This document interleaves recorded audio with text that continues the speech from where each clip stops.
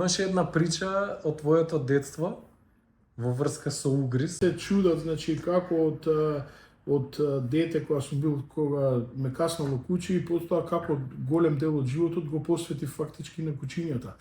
Тоа е Обично обратно се случува. Обично обратно се. Моја некоја 11-12 годишна возраст, бидејќи разговараме нели за трауми на луѓето доживеани од каснување од куќе, јас сум имал искуство такво, значи каснат сум од куќе, до ден денеска имам белек на самата нога од куќе, дури скрши забот од куќето и остана во самата нога.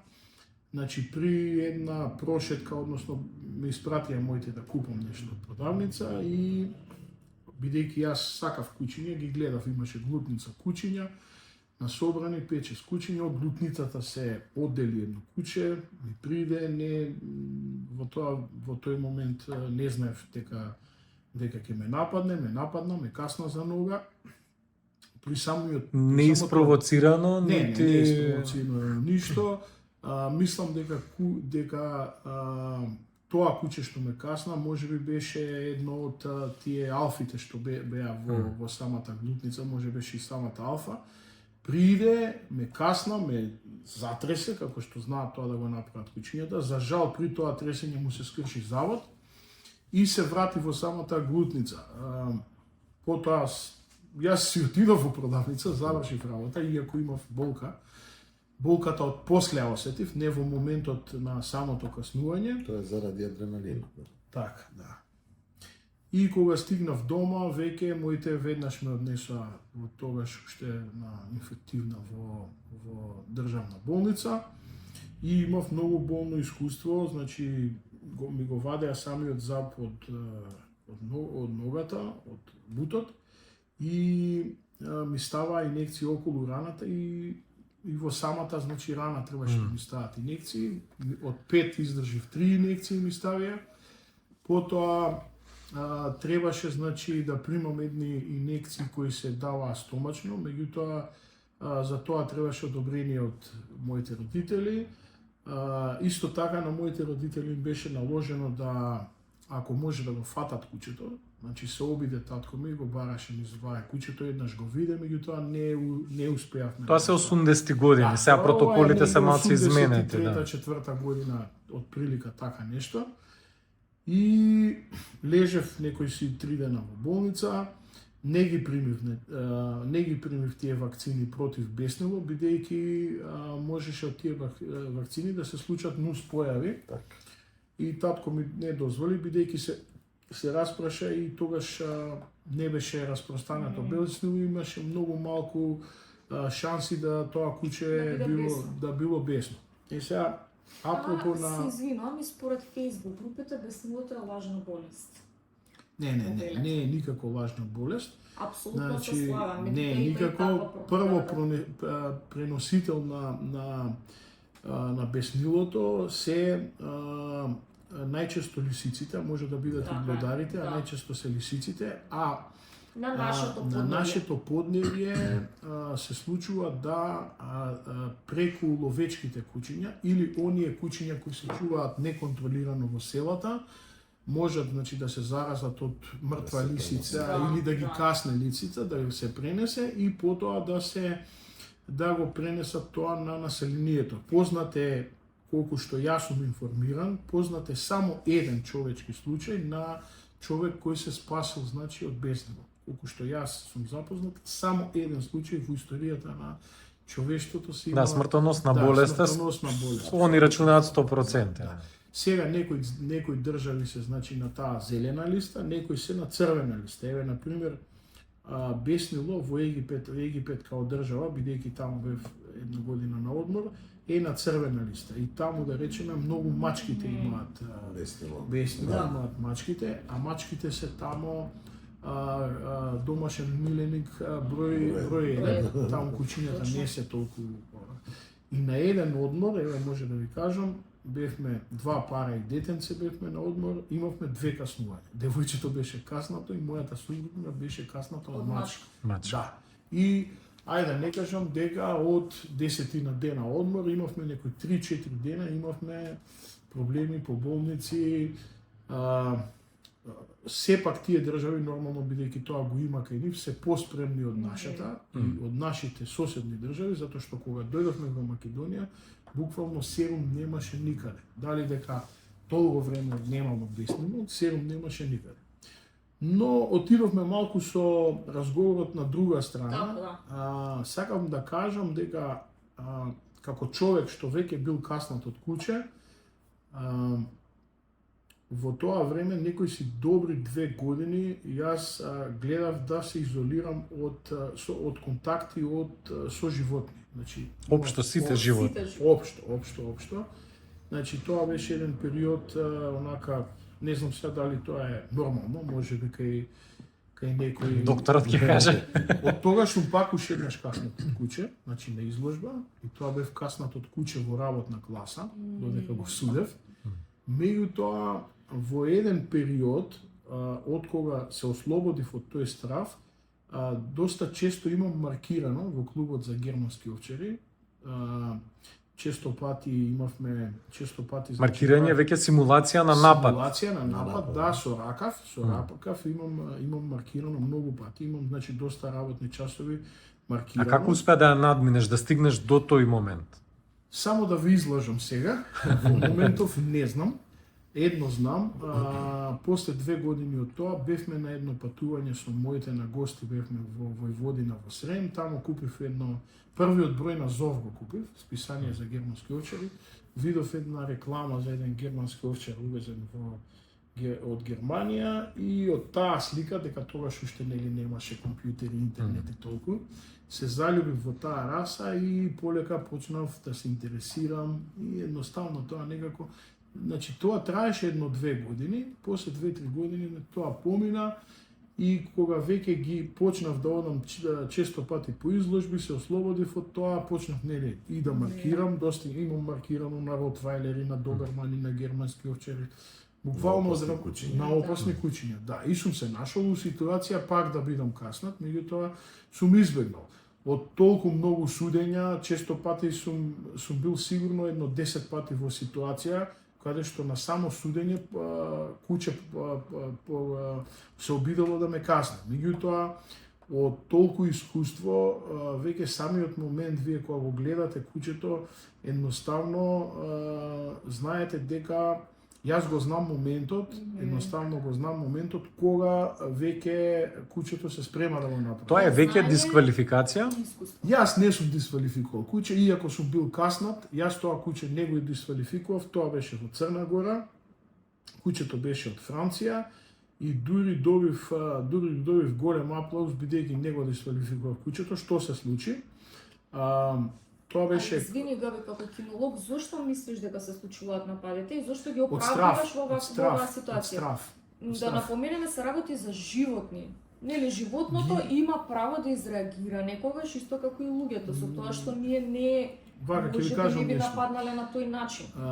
Кога вие ќе одгледате, кога вие ќе наполните 2 педигриња со потомци од кучиња, значи сте купиле една женка, и сега имате од таа женка керка, па од таа керка и фактички полните едно од педигре, тоа се 4 генерации, 8 генерации, тоаш вие добивате многу знаење од генетиката. Значи самото тоа ветера кога се водат кучињата уште мали, негде на 3-40 дена, само кога ќе го видиш главата како ја држи, знаеш, ова куче личи на тој и тој предок, ова личи на тој. Сите мани што ги има или позитивни работи, веќе ги знаете од кој предок се. Мислам, не знам дали разговаравме во една прилика, со нас луѓето проблемот е свеста. Ние сме свесни и многу се разликуваме од животните. Јутоа, нас природата ни наложува да се плодиме на 16 години, 15-16 години. Ако ние би се плоделе на таа возраст, како што ни налага природата, ние веќе со 32-3 години би можеле да бидеме дедовци, со 40 и нешто прадедовци и би можеле да си го видиме нашето потомство, но и нашите предци со сегашниот модерен начин на живот. Дека порано луѓето нели живееле 30-40 години, веќе се за старци се сметале луѓето. Сега просекот е 70 години. Сега ова го кажав за да ме сватите што значи генетиката. Значи генетиката учествува многу во многу работи. Учествува генетиката. И плашливоста во голема мера се наследува. Се наследува. И затоа кај тие работни кучиња, например кај германскиот овчар, бидејќи е најсовршена раса, се бара кучето да ги има сите тие тестови на одбрана, на напад, на карактерни тестови да ги има поминато, за да може да оди во приплод. За жал, другите светски клубови на кучиња не се толку развиени и не се стигнати до тоа ниво, тоа да се бара кај нив. А мене ме касна врвно куче. Што значи врвно куче? Ме касна малино, значи што е куче од Франција, кај што мислам дека испитот не му е купен, дека му е реален. Ме касна малино, кој е една врвна раса за работа, и ме касна куче од работна класа, што значи дека тоа куче ги има сите испити положени. Јас му придов на кучето и ја прашав хендлерката дали ќе ми покаже заби. Дали таа ќе покаже заби. Таа ми се обрати: господине, проверете. Јас се доближив до кучето, меѓутоа дека е малино, бев на штрек. Бидејќи им го знам карактерот. Го фаќам кучето за муцката, така, ја отварам челюста да ги проверам забите, кучето не реагира, ги затварам челюстите, ги тргам рацете, во моментот кога ги тргам рацете, кучето рипнува и ме штракнува за рака. Ми прави дупка, значи на самата дланка ми прави дупка. Што значи тоа? Тоа куче, значи беше штракнување, не беше. Ме штракна, ме фати убаво. Значи не е да ме фати и да почне да ме кине, него так рипна ме фати без никаква значи потреба. Прво му дадов вака дланка да ме помириса. Помириса дланката, дојдов од згора, му ги отворив. И тоа не му е прв пат тоа да му се случува. Не му е. И јас кога ја затворив устата, бидејќи јас нормално куче, со нормален карактер, при самото приоѓање тој треба да ти даде знак дека не сака да му го правиш тоа, да ти заржира, добро, Тоаш нема. Не ме чекај крај. А не ти доаѓаш, дозволуваш, затвараш, ги тргаш рацете, он скокнува. А докторе, имам прашање за тебе се. Еве, например, баш овој случај со Габриел, се он е дете, му се случува ова, 12 години. Што се случува од прилика у психата? Што се случува, еве, лудак, како нема. Ајде така ќе кажеме. Чист пример, еве. Зборот ми е дека генетиката е многу битна работа, ќе се надоврзам од тој аспект и ќе почнам од таму да дискутирам. Тоа се што го кажеме, го зборевме за животните и тоа е многу убаво што би можело нели во таа реалност да се препознаваат и своите, како да кажем, предци и потомци, не да се сретнат у некој живее, што ние тоа не го можеме. Кај нас генетиката иде до таму да отпосле тоа го проверуваме или да го утврдуваме. Генетиката е многу убава работа за утврдување и потврдување на сите овие работи. Но генетиката, тоа што го кажа Габи, постои кај нас. Стравот е примерен момент кој што се случува кај секој човек. Ние имаме Заре нешто што се наследува. Се наследува. Значи ние имаме свои нагони, да, имаме и стравови, нели, се е тоа нормално. А не е хороскоп.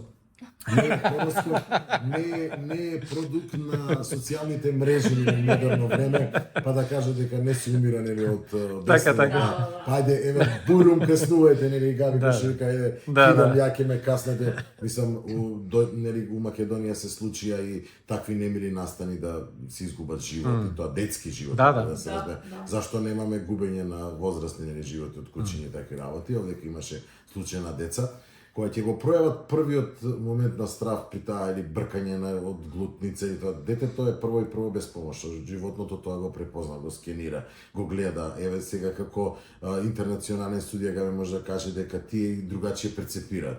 Вие како лекари, ветеринари, како луѓе кои што се занимавате со животните, тие сето тоа го прецепираат. Имаат појаки сетила од нашите сетила, чувствуваат појаки звуци од нашите звуци, од нашиот слушен апарат и така натаму. Тие го чувствуваат и мирисот, и стравот, чувствуваат и хормонално дури стрес го чувствуваат кај човек. Вие сте сведоци дека има милион случаи каде што кучиња се до толку обучени да го осетат и почувствуваат епинападот кај својот газда пред да се случи и да го предупредат, дури да му пружат и терапија и така натаму и така натаму. Дури канцер на кожа Можно е, да, сега се говори дека и самото влачење од случај во Македонија. Меланомо, од меланомо да го осеќа тоа менување дури на самите клетки, значи нивното растење и така натаму. Но ќе кажам дека сето тоа кој ќе го почувствуваат и тие што кажа Габи, првичен момент им е као дефенс, да се одбранат. Но тие чувствуваат и еден момент на покажување и докажување, затоа ги напаѓаат поготово послабите од себе си. Значи тие возрастен човек може да му врати на куќето, да му каже бегај, да земе камен, да реагира брзо. Зборам возрастен човек. Детето не може тоа да го врати, сето тој тие наоѓаат нели таков начин. И за унивната група глутница била Габи ќе потврди вие дека тие си и докажуваат и таму. Како ние што се докажуваме. Нели само ние сме многу најопасното животно нели во светот и така натаму. Зборот ми е дека психолошката травма, тука е најголемиот момент. Детето после Габриел со тек на години, значи имал Габи травма и одеднашка се пресекла тоа нели у непосредниот разговор меѓу себе го дознаме, но не е секој пат. Се интересна работа е второто каснување, веќе ништо немав, никаква травма. После второто, тоа е она што го кажува докторот дека тука се докажува оној момент на дете и на возрастен човек. Тука е свеста тоа што збориме другачи, и контекстот реагираш, нели, еве претходно сега кога го раскажуваше Габи кажа дека самиот момент на каснување го сеќаш, иако не изреагирало куќето, но ти му простуваш на куќето. Да кажеме. Моментот е што на пример многу суди веднаш, тоа е дури судијата има право на некој однесување на куќето и без да заражи смее да го отстрани, значи од рингот. Дури и да заражи на друго куќе, исто го смее да го отстрани. И тоа многу пати се случува кај многу колеги. Јас, например, не сакам да го направам тоа, затоа што ја гледам работата од еден друг аспект. Еве ова, например, се случи во Црна Гора. Жената дошла со куќето од Франција. Тоа е огромен трошок, огромен пат. Дошла, значи го испочитувала организаторот, го испочитувала судијата, дошла. Тоа се случило. Но ова не значи дека Габи не е строг судија. Не, јас знаете што е, не е работата. Она таа треба да свати, јас отидов да добиам прва помош од кога се случи тоа. И таа веќе го трнала куќето, го ставила во кафе, поминаа 5-6 минути, мене ми ставија јод нешто таму, прва помош ми направи, јас после 6-7, 10 минути нека беше, јас се вратив назад. И викам, каде е куќето? И она вика, па дисквалификација ве касна, па викам, ја не го дисквалификував. Па како? Викам, вратете го куќето назад и таа го врати куќето. И јас му придов пак на куќето. И тоа дојдов на добро, викам, ве молам, држете го добро куќето, за да проценам, сакав уште еднаш да проценам, да видам како може куќе, значи, од работ на... Меѓутоа, потоа, направив, во момент ми помина еден цел филм низ главата. Во зависност од степенот на обуката на куќето, ние имаме моменти, например, кога собственикот го пушта куќето на маркерот. Куќето оди на маркерот. Го фаќа маркерот, тој му вика пушти. И тоа пушта. Маркерот почнува да реагира, демек го напаѓа собственикот, куќето фаќа. И сега јас си викам, симулација си правам во главата. Може би помисли дека сум маркер, му придов, може би помисли дека сакам да нападам собственичката и ме фати. Значи, барам причина за да му простам. Барам причина за конструкцијата која што ние може да направиме. Значи, знаете што има еден дресер во Македонија, работи во МВР, се вика Димитар Митрикевски. Многу другар мој од најрано дејство ми е другар. И тој не е еден од најдобрите дресери во Македонија. Тој е еден од најдобрите психолози воопшто не во Европа, во светот. Значи, ние кога сме биле помлади, кога сме имале некаде околу, сега имам 52 години, кога сме имале по 20 на години, 22-3 години, тој упорно работеше со кучиња на кои им биле нанесувани трауми. Верувајте, куче кое му е нанесено травма, например, било тепано, било прскано со црево, Димитар, значи, му требаше време со месеци, например, со прскање со црево, полека, секој ден, за истото куче кој ќе видело црево, што сакаше да се убие кучето, да најде било која дупка во дворот, за да се убие, да избега од тоа црево. За на крај да дојде до резултат, кој ќе прскаш со црево, тоа да рипа, да го фаќа млазот од цревото. Меѓутоа, треба да ја познавате психологијата на кучето. Многу врвни кучиња, германски овчари, паднале на ракав. Што значи тоа? Биле однесени на светско првенство, за да може да се такмичи во класата на работник, кај што се највредните кучиња, тој мора да го помине тестот на ракав. Значи, одбрана и напад. Ако случајно избега или пушти, тој веќе за него е завршен. А што со кучињата во надворешна средина? Не, само да го објаснам ова. Има кучиња што таму паднале на ракав. Пред тоа, на тренинзи разни напаѓале, меѓу тоа паднале на ракав. И едно врвно куче паднало 2-3 години поред паѓало на ракав. Еден човек се нафатил, значи, и гарантирал за голема сума на пари дека кучето ќе го помине ракавот доколку него му го дадат да работи. И сега тој работел, значи земал куќа, 6 месеци живеел со кучето, значи спиел со кучето. 6 месеци. Што правил човекот? На најголемите надпревари што се дешавале во фудбал, го носел кучето на стадион и чекал да дадат луѓето гол. Сите можни, значи ги испробал сите можни ситуации кај што кучето може да падне. И на крај дошол, го пријавиле кучето на светско првенство и кучето фатило и било оценето со 5. Значи, се си сака работа, не треба контекстот е битен, сакаш да кажеш. Контекстот е битен. Меѓутоа, има здобиен страв и страв од раѓање, што како што кажа доктор, значи наследен генетски. Значи наследен генетски. Сега, доколку кучето има трауми, може да се реши со многу работа. Меѓутоа, тој што ќе ја решава траумата, треба да биде мајстор на својот занет. Значи треба да го знае тоа многу добро. А како тоа сега? Ајде да се надврзаме буквално. И кај нас е таа работа макотрпна.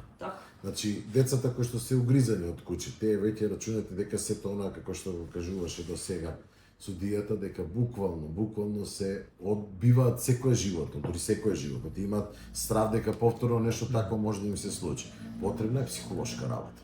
Докторската работа ние ќе си ја завршим. Ќе се направи делот околу третманот на раната и така натаму. Но траумата, она што се врежува, тоа е она стекнатиот момент на страв и така натаму. Тука е потребна многу голема и тешка макотрпна психолошка работа.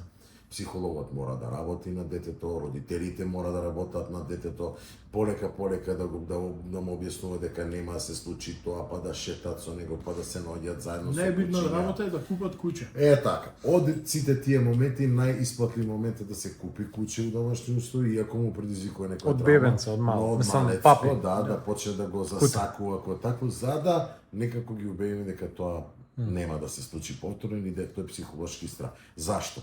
Фобиите се најлоша работа. Фобиите се случуваат и остваруваат многу длабоко врежување и длабоко штетување на психата. Како, по кој начин? Значи, у секој сон, кошмарот и така ќе биде врзан со настанот или со моментот на тоа што се случува. Поготово од угризи.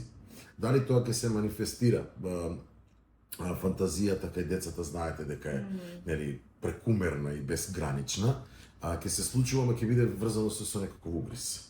Значи, него ќе го каса можда нешто друго, тоа е фактички угризот од тоа. И така натаму и се менува. Тоа значи дека може и да развие фобии од сосема нешто десето што нема врскани со животно. Тоа е еден момент кој што можам да кажам дека се случува многу често. Значи више готово стравот лозето го пази, да. Значи, буквално работата после и на психологот и на родителите е заедничка. Ние можеме се да дадеме како терапија, конкретно јас како педијатар и да се препише терапија. Не мора седативна да е, да бидат нели средства кои ќе ја смират психата, да бидат поголеми дози на суплементација од витамини, од групата Б, од магнезиум и така натаму. Но она другото што останува работата, макаторната работа на психологот. Секоја дискусија, секој навраќање, па дури ја ќе ви кажам дека има деца кои што се касните кучени, кои што попуштат и со во училиште. Значи буквално тој страф некој ги следи таа фобија.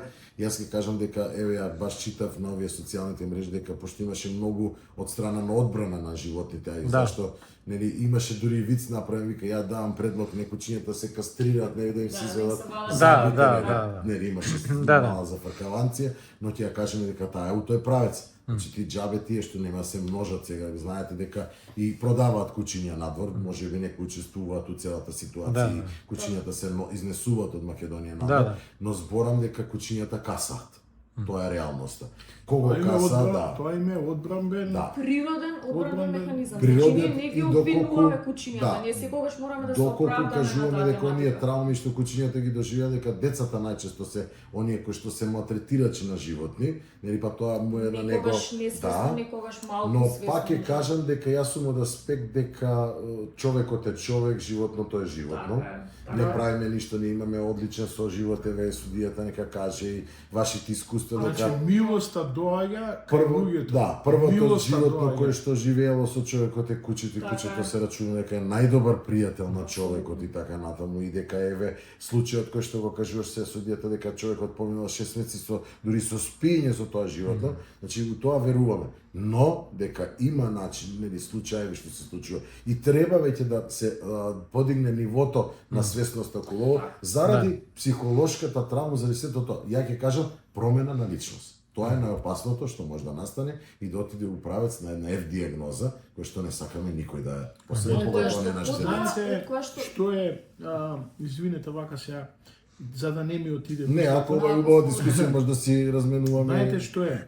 Луѓето почнаа да се делат како што се поделени на партии, нели? Така почнаа да се делат на луѓе кои премногу сакаат животни, на луѓе кои нормално расудуваат и на оние кои премногу мразат животни. Сега, каде е во основа проблемот? И сето тоа има патологија, да се разбере. Каде Морам ја да закажам се точно. Извини ќе те прекинам, мисля зашто е поврзано со не знам сега социолошки, не сум ни социолог, ама статистички како што сум гледал, што сум сватил дека тие што премногу сакаат кучиња се обично жени што живеат во урбана средина, а тие што мразат кучиња се мажи од рурална средина. Така некако сум го направил тој пресек и ме интересираше, сега немаме социолог на масава, ама дали има нешто во тоа? Еве сега ќе ви го кажам коренот во моите истражувања, коренот на проблемот. Ние не можеме да избегаме од еден факт дека јас првиот историјат на Кинолошкиот сојуз на Македонија го има направено господинот Илија Дроздовски. Вториот историјат за Кинолошкиот сојуз што е званично на страната сум го направил јас по она што до некаде го напишал господинот Илија Дроздовски и јас од кажување на стари кинолози, значи јас сум ги споел работите и сум додал нешто свое. Знаете што е? Ние на времето Македонија, како Македонија, ние сме постоеле како народ од многу одамна. Иако може не сме имали организирана држава. Исто така, ние сме имале кинологија, иако таа кинологија не била организирана. Сега, каде се враќаме во однос на луѓето од руралните средини? Многу пати сум се расправал со луѓе кои биле симпатизери на расата шапланинец, и јас сум симпатизер, и сум судел многу специјалки, и оваа година судам специјалка за шахманици во Чешка, една од најдобрите специјалки. Веќе втор пат ќе ја судам во рокот 2 години. Ја судам втор пат таа специјалка, меѓутоа многу пати сум се расправал со луѓе што се љубители на шахманици. Зошто? Јас сум еден од најголемите опортунисти на луѓето кои чуваат кучиња во руралните средини, поточно овчарите. И моја теза е дека тоа се најголемите непријатели на кучето.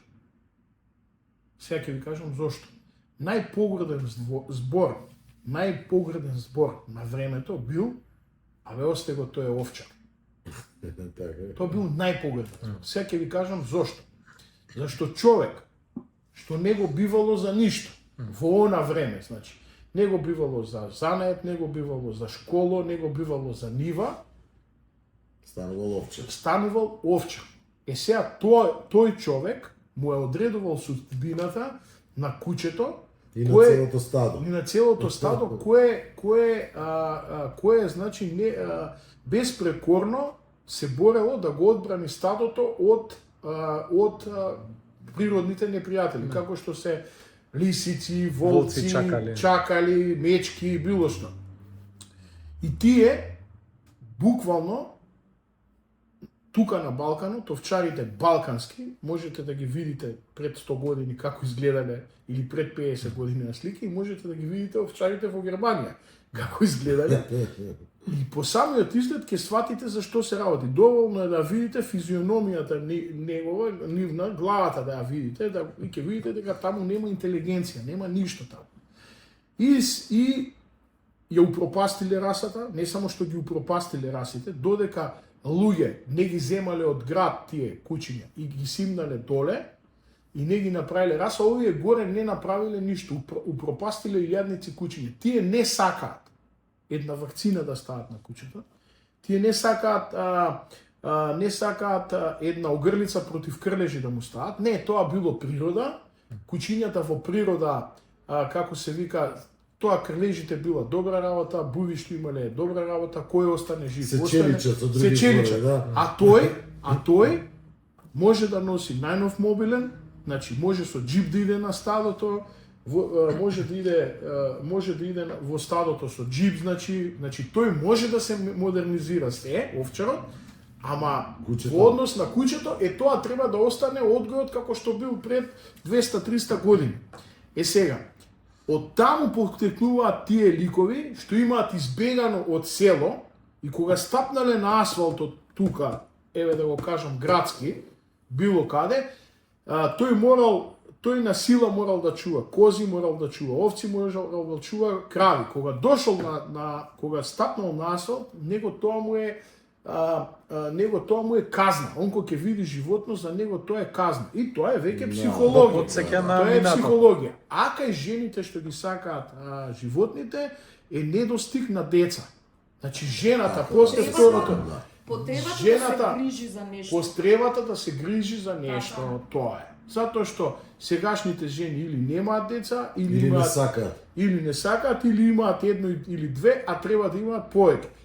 Го правевме, мислам дека ова истиот разговор, дека децата плачат за куче, таткото е жртвата, купи, таткото го купува кучето, децата 2-3 недели го гледаат кучето, се откажуваат од кучето и после мајката почнува да го чува, мајката влага во филм дека тоа е третото дете, двеве деца ја имаат свеста, се грижат само за себе, а таа му се јавува на мажот, му дававте ли да јаде, го пуштивте ли денеска? Јас се согласувам со овој момент, така и дома кога нели бидејќи премногу обврски, нели па не можам и јас да стигнам, инаку уживам во прошетката да се прошетам нели со кучето и со сопругата, нели да кажем ти утрински, поготово викенд, ама децава више тоа, кучката Кара, мојот лабрадор, си игра дома. Значи тоа ни стана не кучето, а маче стана, нека го кажеме, и си игра дома со децата, а надвор ни големиот да ја прошета, нити помало, мисля. И затоа ние А кој бараше да се купи куче? Малиот, да. И кучето беше токму заради него земено, бидејќи мојот малиот имаше проблеми со говор и така некако сакаме со таа љубов и се да биде тоа решено и се реши. Да, Зборев помогна во- многу, да, во таа да. емисија која што беше Многу интересно, да. добро Многу примена важно. емисија од Да, да. сите.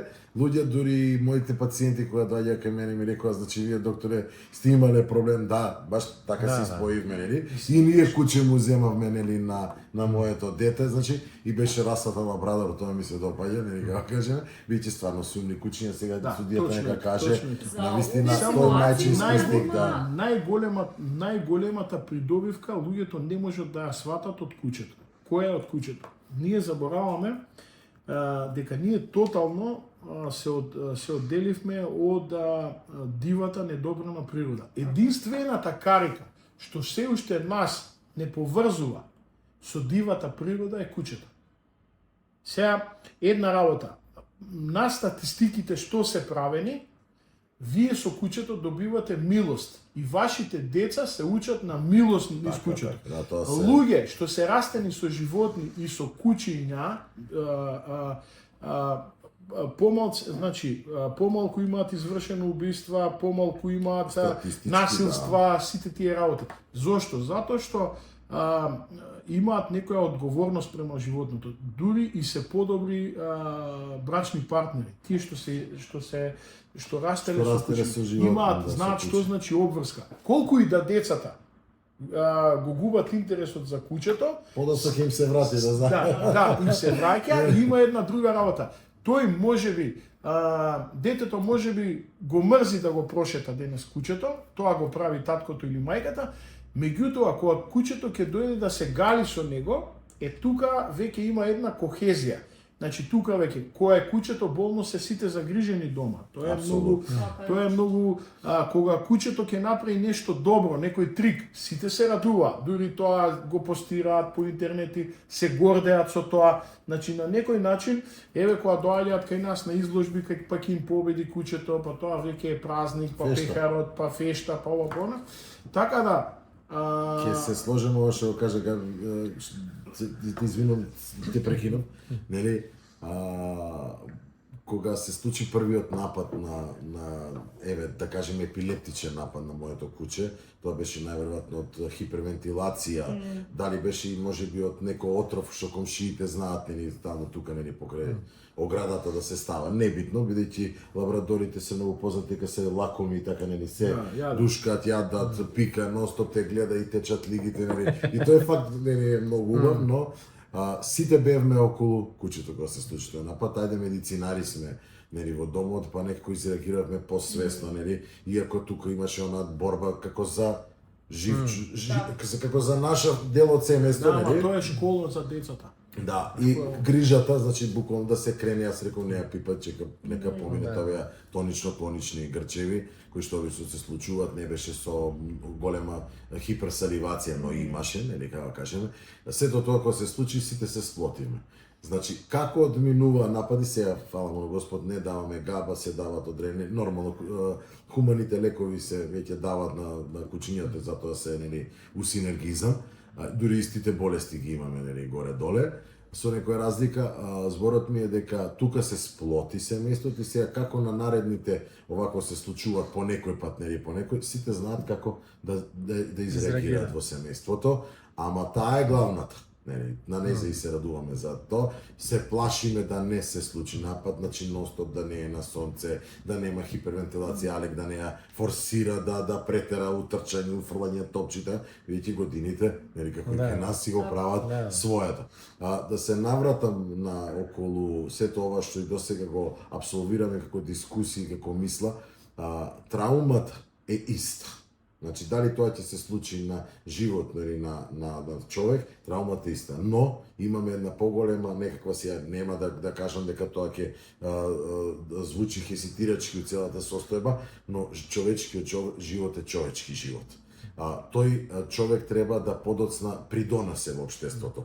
Но ако човек не придонесува, е вишот на општеството, а таа траума може да предизвика такво нешто. Ја ова го зборам од медицински аспект, бидејќи сме сведоци и сите книги и она сето што се правени студии, што се случува афтер, нели, после такво нешто. После напад од куќе. После напад од куќе, идат во прилог дека настанува промена на личност. Личност. Тоа Дете прво, Да. односно и човек. Не сакаме да дојде до тоа. Третманите се поспецифични, еве затоа го на самиот старт на нашата дискусија го кажав сето тоа, дека тука сите треба заедно да се вклучат во третман на целата сега за третман кога проблематика. збориме. Човеков не сакам да го споминам со име, што го утепа куќето, нели? Што го Така, да, тепаше. сега тоа. Видите сега, тоа е една работа, тој човек е за греота. Значи, јас верувам дека тој во фамилијата негова, верувам, дали негови дедовци, татковци, не знам, Имале нешто да. тие правеле такви работи, да се разбереме, слагам. тие правеле такви Таа работи. травма И стои. тој си го има тоа, во генот и Како што плюс рекол. го има гледано тоа. Сега тој човек, најголема казна за него не е он што е осудуван или не знам што. Тој човек, такви луѓе, тие треба да бидат 24 часа под камера и да им се дадат мало кутре да му се даде да го одгледува. Негова казна тоа да биде. Значи сосема нешто обратно. Сосема нешто обратно. Затоа што таков човек, тој едно сега до мене има човек што е доктор, нели? Тоа може само тешко изфрустрирана личност да го направи. Значи животно во агонија, ти да го тепаш до толку, значи додека не испушти душа, Цел да го значи убиеш. Значи нешто не е со твојата психа нешто не е окей. Но нашата цел е да делуваме пред да порасне. Видете таква се, личност. во Кореја на пример, во Кореја и во Кина, во тие области некаде, каде што кучињата ги мачат со цел да ги јадат, нели? Го вржуваат кучето живо за нозе, виси со главата На доле. тоа се постигнува Го друг тепаат, да. го тепаат, Ги па барат живо. не запираат, па запираат, значи запираат во тепањето, да дојде малце да му дојде душа, па го тепа, па запира со цел за после јадењето храната да биде добра. Сега тоа се прави вековно таму. Значи кога ти детето ќе му го обучиш покажеш, така, кучето пишти, вришти, он го тепа, за него е тоа нормално, као грав да се вари, Ето, тоест така, звукот, колку да речеме сега бабата вари грав, внуката слуша, гравот треба така плок. Или по нашите села кога се колело свиња, кога се тоа е коле нормално, јагне, нели? тоа е било нормално. Нормално. Кокошките, главата кога ќе ми сечат со секири кога Сите лета, сме гледале, мислам, епа сме поминале таа мислам дека го имаме тоа, Ама нели? ова, за нив е тоа нормално. Така и за овој човек, најверојатно, за овој човек во нашиот случај овде во Македонија тоа што го направил, така најверојатно било нормално, бидејќи тој тоа некаде го видел. Сигурно. Сигурно го видел тоа и сега Тоа е фатен на камери, а колку не се фатени на камери, не се Колку видени, се тоа Јас е... ќе ви кажам Он е само пример, символ, иначе... Ќе ви кажам пример за дете жал. кое што дојде нели баш поради таа причина дека убило куче, нели како кажеме, детето само родителите го донесоа на еден вид на инвестигација, нели, пошто говориме за луѓе кои што беа свесни, нели, луѓе кои што се ете на некој начин едуцирани, интелектуалци и така натаму, да не имало нешто, еве ова сега што го кажува и судијата, дека да не имало нешто што ја он гледал претходно па да го тоа нели направи на кучето, значи се прави еден вид на проверката таква психолошка, го кажеме, каде што и детето извршило убиство на куче. А детето не беше мало, детето беше некој си 10 годишно дете, како кажеме, дете кој Веќе што свесно. свесно, кој што резонира и кој што кажа дека го направило тоа за да го одбрани своето куче. Аха. Значи тоа нашло начин како да го убие тоа куче. Значи не беше со труење, да се разбереме, него беше со остар предмет. Значи и гледањето, измената на психологијата, е тоа стално зборам, на кај децата е она што го гледаат преку социјалните мрежи, дури и начинот на како тоа да биде извршено. Значи тој го апсолвирал и го простудирал Да, тоа. само што луѓето во себе мораме да признаеме дека не е точно она што викаат многу родители, се тешат со тоа. Моето дете, значи во градинка, пред да го однесам во градинка беше добро, тоа значи стана лошо од кога ние го однесовме во градинка. Не. Тој е роден да биде лош. Значи лоши деца се лоши од мали. Ова јавно го кажувам, лошотилокот е наследен. Медицинското Не, мислење. да. Јас реков дека се е во генетиката. Лошотилокот е наследен. Тука се сложиме дека генетиката е многу битна и дека сето тоа го и наследуваме на некој начин, но пак ќе кажам и ќе се навратам на еден факт. Ако веќе не го ставиме тоа дете у здрава средина и родителите, значи и родителите едниот од родителите сигурно нели ќе го поттикне тоа бидејќи еден од родителите го има наследено тоа. Значи тоа продолжува. Тоа е како нели еден вид на процес на митрилизација или на труење кој става кралот Митрид се труел со мали количини за да кој ќе проба да го труе да не може да го труе. Тоа дете кога цело време тоа нешто ќе му се буте у глава, ќе му се буте и таа лошоти. Се нели како кажеме, татко игра на компјутер таткото. И детето го гледа, детето има 3 години. 2,5-3 години. И сега игра, некоја игра од Втора светска војна играта. И тој користи разни оружја, снајпер, не знам, користи пиштол, снайпер. Да, и детето гледа и му вика, не, тато, утепај го со тоа другото, многу крв да има. И тој вика, со кое? А јас ги гледам. Јас го пратам случајот од страна. Вика, со тоа, не знае да го каже, тоа вика едно како цевка што е, со тоа утепај го, многу крв да има.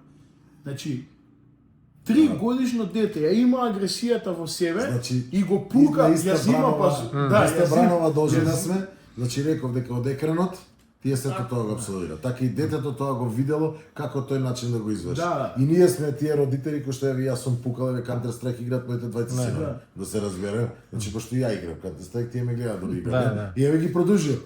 Историјата, repeating, нели како кажем. Да, и еве го сега се случува сето тоа. Тука е лошиот момент пошто и тие тоа негде го гледаат. И тоа насилството се канализира целата работа. А работата е да ги воведеме во средина да не се сето тоа продолжи тој начин на тоа затрувување на некој начин да кажем на нивната психа, па да дојде до овие моменти како што е со човек кој што ќе убива кучиња, кој што ќе малтретира, тоа е лош, да, па ќе го нарекуваме лош и така на. Токму е и причината зашто денеска се собираме за да изнајдеме начин за да тие деца кои што се каснати од куќе како да не бидат каснати од куќе или како да се па и по тоа подоцна да им се пружи каква нели третман еве за тоа што ќе дискутираме. Мислам дека едукација треба за се едукација. Апсолутно. Нешто едукација. Затоа што самата едукација прави да луѓето им се усмери енергијата. Значи имав прилика да се дружам со една жена која е од Шведска и која чува деца со посебни потреби. И раскажува во нејзиниот дом, таа чува 3 деца. Секој дете си има своји проблеми, а има и нормални деца. Детето кое го имала е 10 годишно, например, е високо интелигентно, значи тотално здраво дете, меѓутоа неговата енергија е цело време сконцентрирана да прави нешто што не треба. Чи сака да бега од часови, сака да подмитува, сака склоно е на лажење, склоно е на крадење. Тоа е во Македонија тоа дете, да.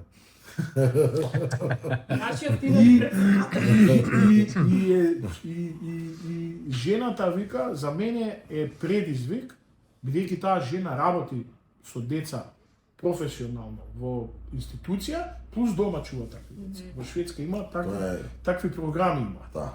И вика, за мене ќе биде најголем предизвик во мојата кариера, вика, тоа дете, вика, да го донесам да не биде утре криминалец. Така. Се правам, вика. Тој толку, вика, го носи тоа во себе. Исто како што кажавте во врска со кучето за да падне на рак. Да. Значи, ја пак ќе кажам, работам во институција која што работи со деца со аутизам, деца со АДД, со АДХД, деца со психолошки оптеретувања, со проблеми во школа и така натаму. Институција која што е за поздрав и е меѓу првите на Балканот, можам да кажам, во бивша Југославија можда и на прво место беше со самиот почет, тоа е Завод за ментално здравје кај деца и младинци, на кој што треба да се посвети многу големо внимание, бидејќи работиме со цела Македонија. Заводот за ментално здравје во Битола функционира на минимално ниво како го изгуби кадарот. Македонија сегде изгубен кадарот и више стручните лица си бегаат. а имаме се поголеми трауми. Дека навистина таа институција за поздрав затоа зашто со такви луѓе работиме, а немаме кадар, нели сега кажеме, и кога веќе почна да настанува актуелен проблемот околу каснувањата и такви работи, психолошката помош тамо се баја. Тие ќе појдат може кај докторот, но поддршката психолошка, работењето со тоа дете останува на професионалниот тим кој што се наоѓа во Заводот за ментално здравје. Добро, докторе, дали стручните лица од секој случај како случај, освен што црпат искуства, можат и да научат? Вака сега, да, буквално, зашто го тоа сега говорам? Станав дека, кажувам дека сега стана сето тоа актуелно. И мора да се продолжи. Секој тој случај е посебен за себе. Мора да се продолжи во правец кој што пред малку го спомнавте и вие, дека ние едукативно треба да настапиме. И дека ова е многу потребно свесно да разговараме и да говориме во нашето општество. Не сме ние да извините Занзибар или не знам, еве спомнавте Кореја и така натаму каде што тоа. Не, напротив, треба да се одат и да се обучуваат деца. Ја имам една програма која што ја работави, еден млад градоначалник со убави сваќања ја прими програмата, тоа е обука на деца од 7 оделение до 4 година, нели гимназија или било какво насочено училиште, каде што говориме за менталното, физичкото и нутритивното здравје. Значи ние треба да ги подготвиме тие деца. Значи на некој начин. Исто и ова, да ги подготвиме да збориме за свесност да се качи на повисоко ниво, дали тие ќе се идните, нели, освен онаа тато, мама ти донеле дома куче да го чуваш и да го пазиш, него баш напротив, него да се каже зашто е тоа така, поради кои причини тоа се прави и утре да станат многу подобри луѓе. Порано децата ги плашеа со полиција, ќе одиш во затвор, ако украдеш гумичката на другарчето или моливчето, ако му го украдеш, утре ќе дојде чичко полицајец и ќе те затвори. За жал, денеска никој не кај нас барем ретко кој оди во затвор за таква работа, па дури и немате пример да го заплашите детето. И до тамо стигнавме. Меѓутоа, ако едукативно се пристапи кон тоа едукативно, па вие од една генерација од, не знам, од воедно школа нека има 300 деца, 20 деца да ги спасите од тоа, е успех. Човек, колку е повеќе едуциран, меѓутоа правилно едуциран, колку повеќе е правилно едуциран, толку повеќе размислува со своја глава. Точно, не е работата тоа што тебе ќе ти го... Ние се разликуваме по тоа од животните. Така, не е работата тебе тоа што ќе ти го сервираат и ти тоа веднаш да го прифатиш на интернет, го гледаш нешто и веднаш го... Сега, докаде отиде работата? Тигар, тигрица, треба да ги роди малите. И као, тоа е толку совршено направено, да само луѓе што го работат тоа можат да приметат дали е тоа стварно или не е. Па тигрот оди, завива, па доаѓаат луѓе, па тој им дозволува да придат. Збориме за вештачка интелигенција. Да. И тие луѓе то пријаѓаат кај тигрицата, па ја пораѓаат тигрицата, па се раѓаат малите тигарчиња, па тој на некој начин како им се заблагодарува тигарот. Па утре некој човек што го гледа тоа, ќе отиде, ќе види тигар, тигарот ќе го изеде. Прво, тигар не е животно што... Прво, тигар не е... Затоа збориме, да. Прво, тигар не е животно што живее на тој начин. Тигарот се пари со тигрицата и тој си оди. Не живеат они чопоративно. Треба да кажам како сите мажи. Да си го одбранам. Се керчеш мачки, ама. И до толку иде тоа. По сите, добро и што касниме со многу работи, добро и што касниме. Тоа е корисно за нашето ментално здравје. Тоа е корисно што касниме. Друго тоа што нема да бидеме македонци, затоа што овие ќе отидат толку многу напред, што ќе увидат дека тоа што отишле напред не чини, а ние нема да го употребиме нивно. Тогаш ќе се збалансираме, ќе се најдеме на пола пат. Читавме некои артикли од Светска здравствена организација која што се интересира доста за кучињата и има категоризација на кучиња во однос на човекот. Значи они ги категоризираат не според раси, не според друг некој критериум, висина, тежина, било каков или потекло, него едноставно според односот на човекот. Колку е зависно од кучето од човекот, има категорија 1 е најзависно, тоа се сите миленици што ги имаме по дома, што ги чуваме. Категорија 2 е веќе куче што на моменти бега од двор, што го пуштаат, што е полулиберте. После тоа има трета, тоа се бездомните куќиња, четврта категорија веќе се селските куќиња, овчарски и така надаму, и петата категорија се веќе диви куќиња, значи куќиња што живеат сосема независно за својот избор на исхрана и за живеалиште од човекот. Значи сосема независно од човекот, тие се најчесто во депонии, во блиските шуми и така натаму. Тоа е петата категорија. Тие дури се парати со волци. Се парати со волци, тие знаат да ловат, тие лешинарат, им зимаат ниш на чакали, например, имавме Македонско еколошко друштво во емисија, кажуваа дека на рисот му го јадат пленот и така натаму. Така да тоа се петта категорија. И интересно е што Светска здравствена организација се интересира за угризите, тоа читавме доста за околу угризите кон луѓе. Значи не зборуваме само за бездомни куќиња, зборуваме и за куќиња, најчесто угризот се случува од сопственичко куќе и најчесто од свое куќе. Тоа го гледам на пример професионално, ние сме фризери за куќиња, мислам дека како професија сме најгризнатата професија, Так. повеќе од ветеринари, повеќе од суди, значи стварно сме најгризнатите работници, да кажам, и го гледаме тоа дека куќе кое што го гриза својот собственик, значи буквално гриза собственик. Сега само да кажам дека угризите може да стигнат и од дома, може да стигне и надвор, ама не од бездомно, него од собственичко куќе. Тоа имаме и дури смртниот случај што го имавме беше од собственичко куќе, и имаме нели од бездомни куќи.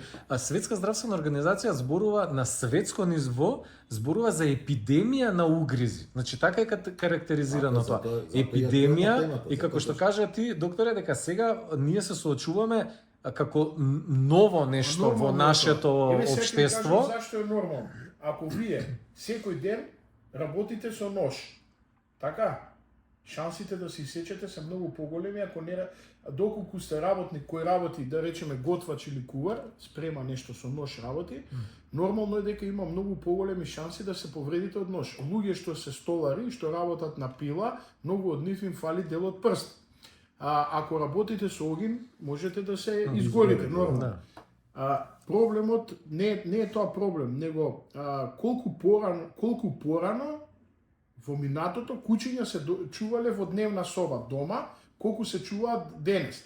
Порано се чуваа големи куќиња кои беа чувари, нели во самиот двор, денеска многу повеќе се чуваат домашни куќиња дома во соба. Меѓутоа, каде е проблемот? Проблемот е во психологијата на куќето. Луѓето многу ги генерализираат куќињата по раси.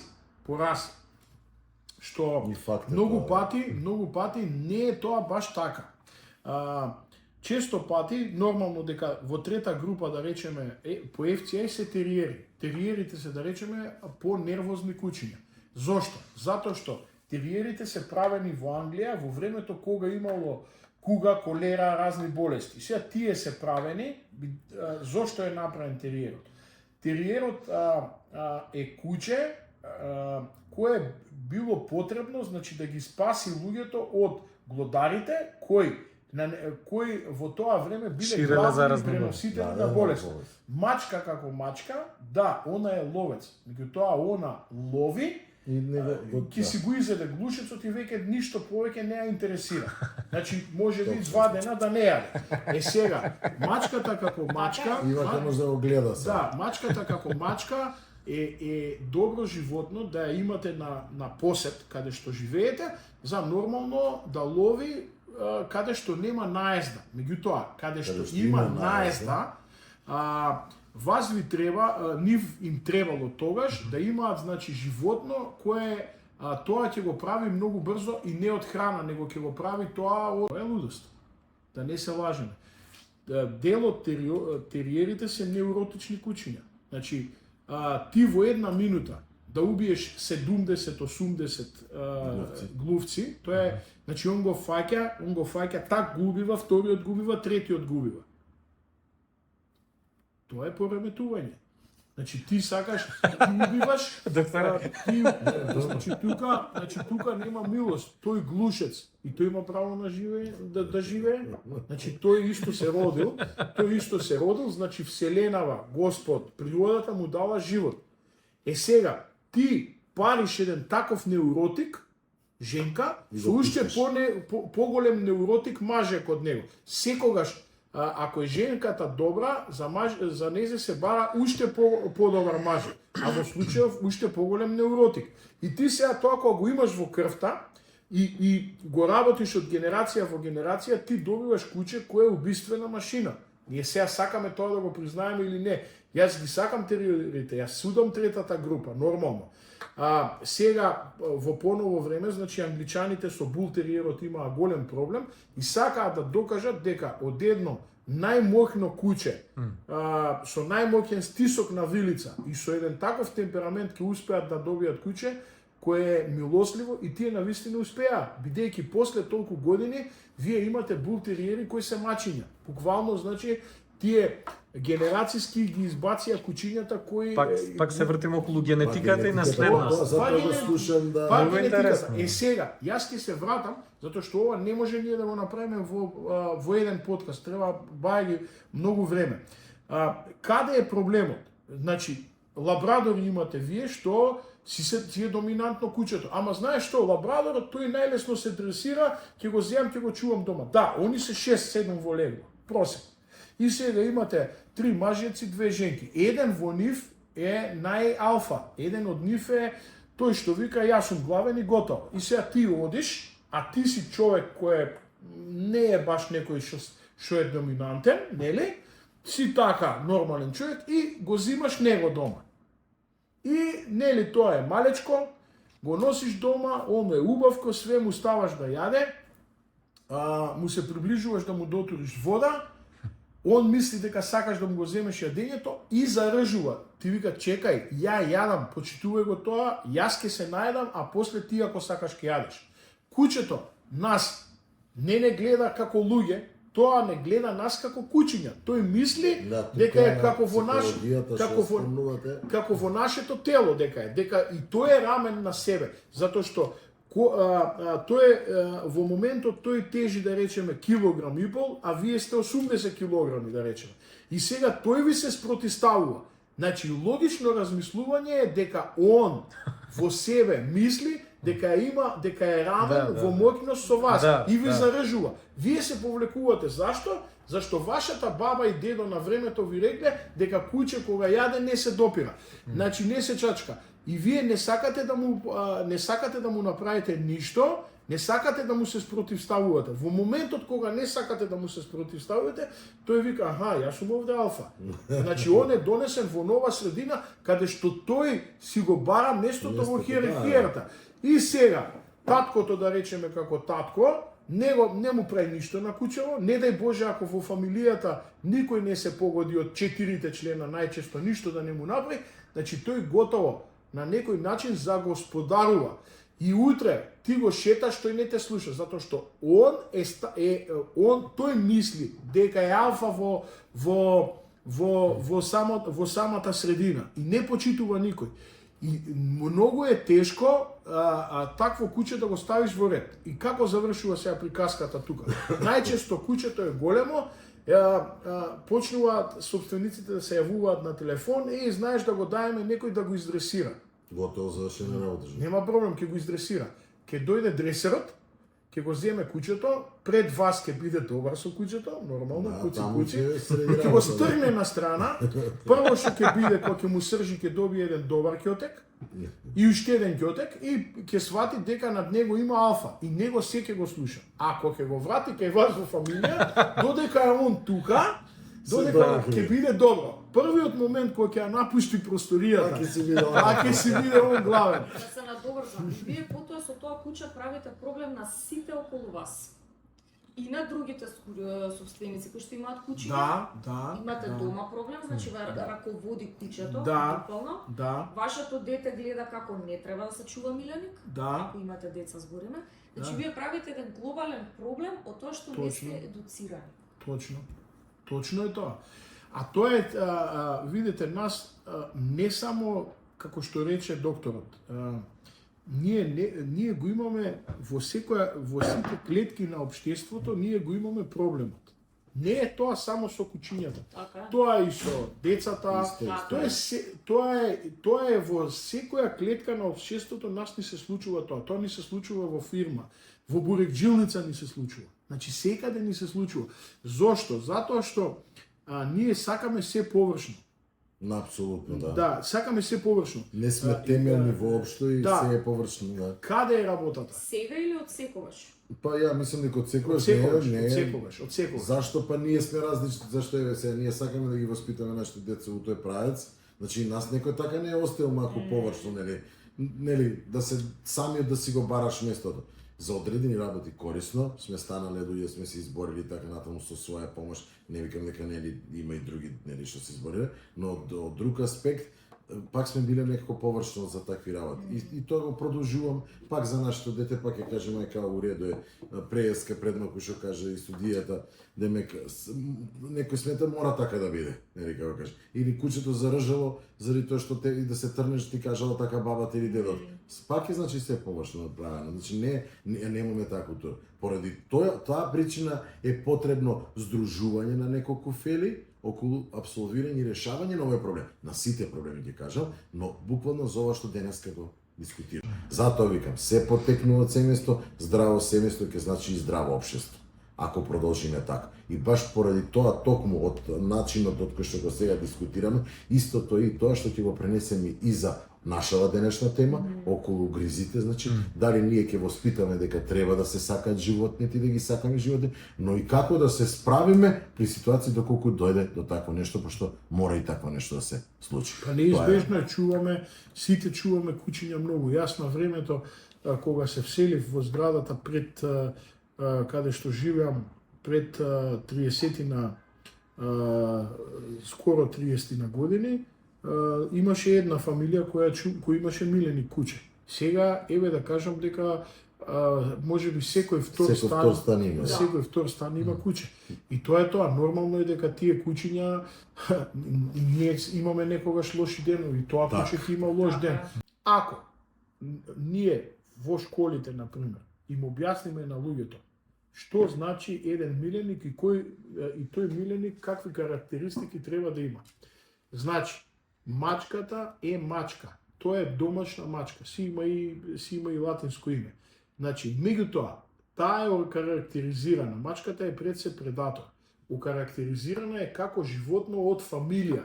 Таа и таа, што нејзините, значи, сродни врсти во животинскиот свет се предатори и се независни животни. Никогаш ние, мачката како мачка, не смееме да ја споредуваме со куче. Тоа е неприродно, или птицата, или да речеме папагал.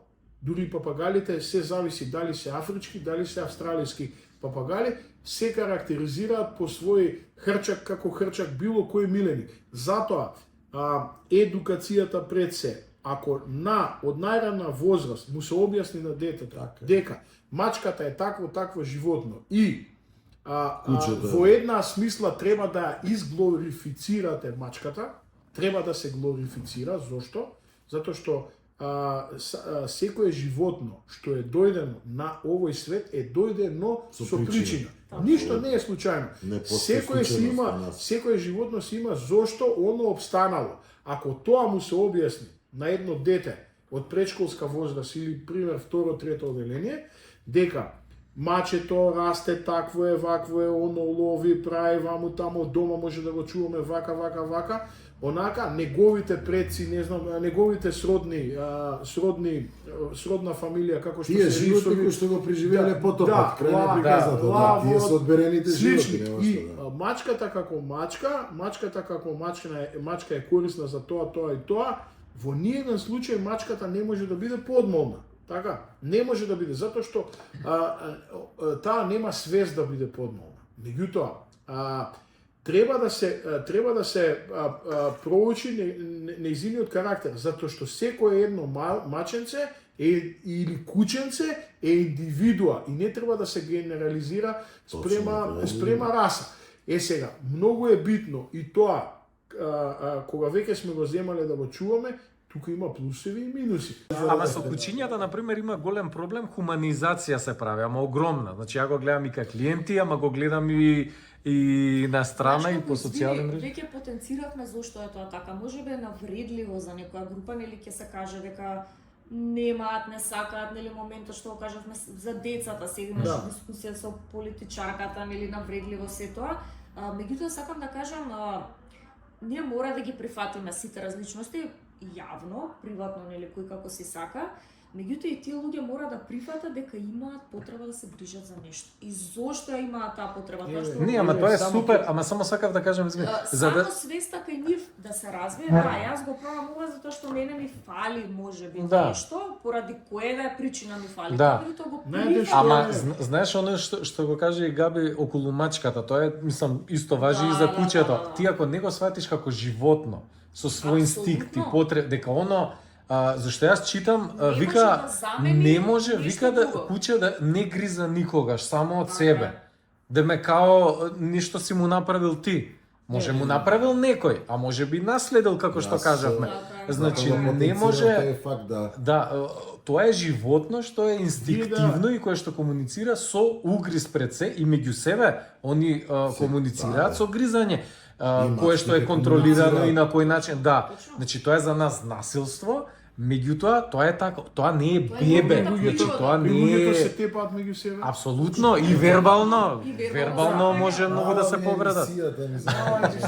Односно тоа со ова што сакаат да надокнадат. Мора само свеста кај сите нас да биде на малку повисоко ниво. И да ние некако се доведовме во ситуација да ги глорифицираме животните, а ги мразиме луѓето.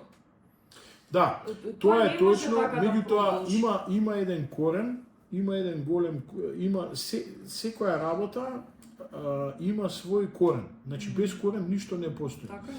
Мора да има корен, па коренот горе да вроди плод со семка, па семката пак да се претвори во корен и цело време тоа да кружеве. Јас ќе кажам, спомна нешто дека жени, нели, спомна па земале куче као не да чува. Како можеби да надоместат нешто што им фали во животот.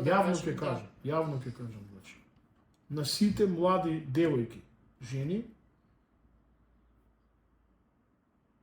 јавно ќе го кажам ова, не знам колку звучи убаво или неубаво. Млада жена, оној момент кога ќе земе куче, со нејзе веќе за деца 90% е завршена работата.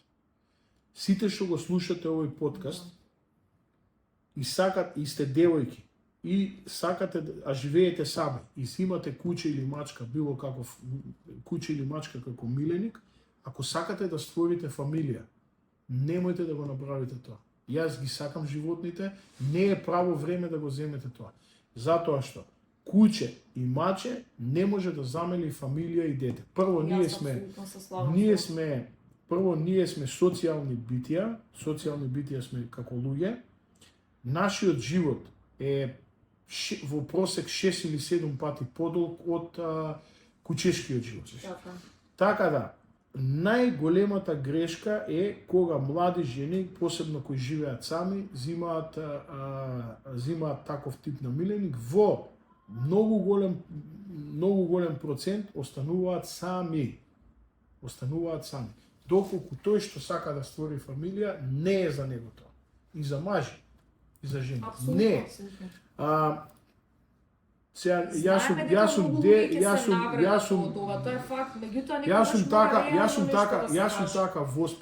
сум така воспитан, а многу ми е драго што професорот кажа, докторот кажа една многу интересна реченица, ја кажа дека луѓето на кои им треба некоја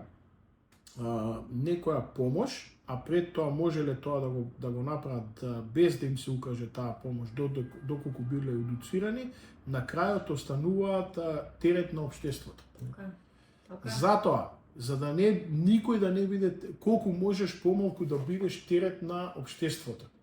Значи, ние сме дојдени на овој свет со причина и треба да оставиме потомство. И доста веќе гледате подкасти каде што мое право дали ја ќе имам деца или не, ти ли мене ќе ми кажеш, овој ли ќе ми каже, оној ли ќе ми каже. Чекај, зошто тебе те направиле? Па и твоите можеле. И твоите можеле да немат деца, ти немаше да бидеш денес овде на оваа маса со нас, пример. Или јас или било кој. Значи ако си здрав, прав човек, и физички и психички, и физички и психички. Што е она што која е онаа причина која е онаа себичност да толку мислиш ти на себе да не оставиш потомство? Која е таа себичност? Јас само ќе се надоврзам, толку ми е драго што околу целата работа, како кажеме, од миличината стигнаме до семејството, значи до здраве семејства и формирање на семејство.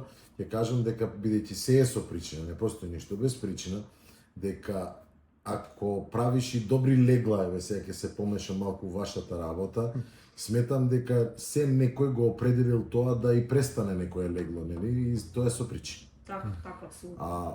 Напротив, ќе кажам уште една ситуација која што е многу битна, дека ние ќе потенцираме да се имаат семејства, за да ние како популација, како нација обстанеме. Сме преживеале се и се што. Тоа е многу тешко во моментот, затоа што нашиот индекс е паднат под 14. Точно, паднате, ќе кажам. Многу е битно дека треба да стимулираме семејства и треба да се стимулира и деца да има повеќе од едно, пошто веќе многу семејства се одлучија само на едно дете. Дури ќе кажам и од албанската популација, ромската и така натаму, дури се сведуваат на 1 до 2 деца. Веќе немаме многудетни семејства, и тука се намалува популацијата.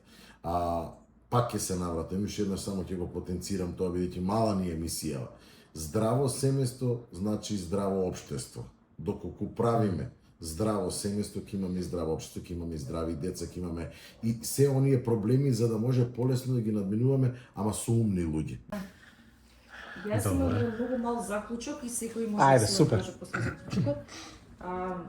Ние сме во моментов на страната на луѓето, ама и на страната на животните, особено јас морам да кажам.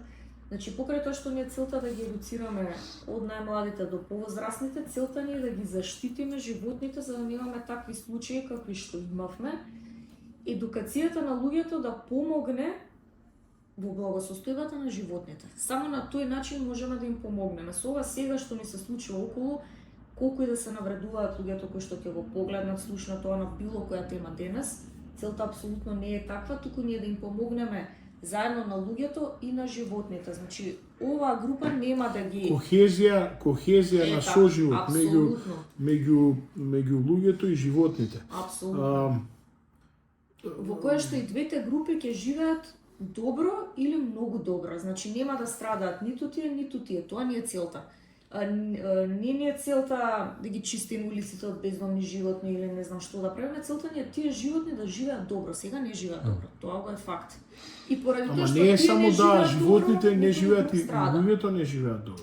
Вие сега да излезете овде на плоштад, имате шанса да бидете сериозно нападнати од кучиња. Сега каде е проблемот? Посебно ако си на точак. Посебно ако сега што е? Кај нас, значи, тој проблем не е решен, и сега ние треба да го решиме, кај нив што било невозможно нешто да се реши, кај нас ние треба да го претвориме во возможно на луѓето да им обезбедиме да живеат сигурен живот, а при тоа да не ги убиеме животниве, да не, значи, и тие да... Тоа е, значи, целата поента, е многу тешка, а меѓутоа не е неизводливо. Точно. Се е решливо. Значи, се решава. Со убава дискусија, разговор и поставување на работите. На крај и акција. Ја овдека не гледам дека трнат од нешто, не правиме му. Да. Ништо не е решено, ниту еден проблем. Нити се решени животите, нели зборам како кучиња, се случуваат угризи, имаме трауми, значи немаме ништо решено. Значи имаме тотален хаос, ако трнеме од тоа како заклучок да го кажам. Да не се лажеме, не се криви ни општините, не се криви ни градоначелниците и нив за многу работи им се врзани рацете. Затоа што ние се наоѓаме во една тотално пат во шахот, би се рекло, ситуација. Едниве сакаат да направат нешто, а не можат, а другиве, да речеме, немаат финансии, третиве немаат интерес, и четвртите, што се најголеми, се така наречените сирџи, што само гледаат и многу се јаки на тастатура, се многу јаки и само критикуваат. А да го прашаш што има направено во животот, во било кој проблем од општеството, тој општо, освен за својот личен интерес, нема направено, ама нити еден телефонски разговор. А прв е да нешто искритува. Затоа зашто кај нас никогаш работите не се решаваат темелно. Значи ништо, кај нас темелно ништо не е поставено. Дали гледате, ние сме такви генерации кои што поминавме и транзиции, поминавме и на поставување на држава, поставување на систем, ама никој до сега не каже од држава дека нешто е решено.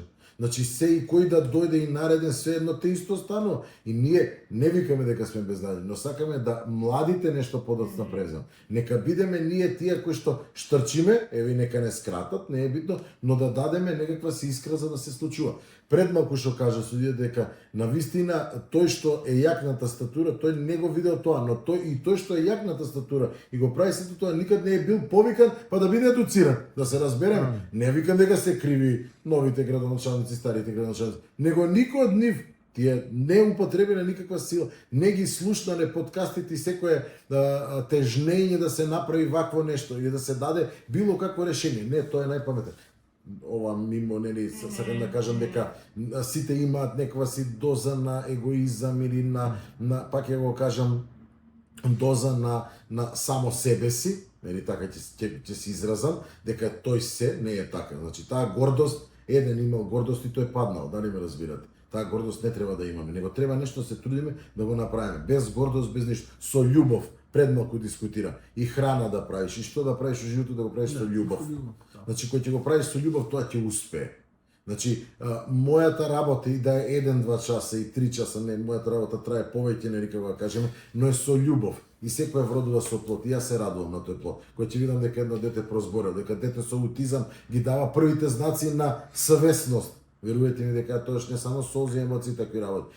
Нормално му се заблагодарувам на Бога пред се, а после на она што е направено. Ама родителите се тие кои што треба да се осветат. Така и да е луѓе во кај нас треба да се освестат околу целата ситуација и тие луѓе ќе се дел или утре ќе иден градоначалник или иден председател, премиер и така натаму. Тие треба да ги слушаат овие искри, овие вапаи на луѓето кои што сакат нешто се направи во општеството, а не да видат сами на себе тие кои што измислуваат инвентивност. Топла вода веќе измислена, да се разбере, не можеме ништо се е измислено у светот.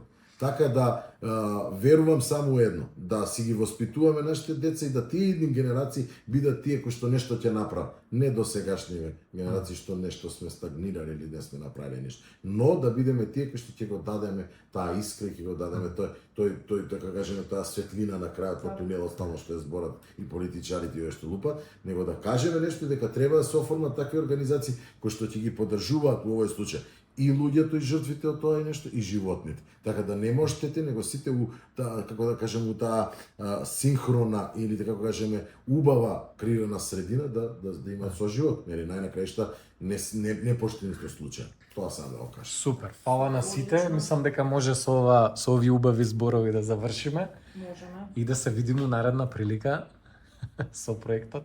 Апсолутно, да се слага.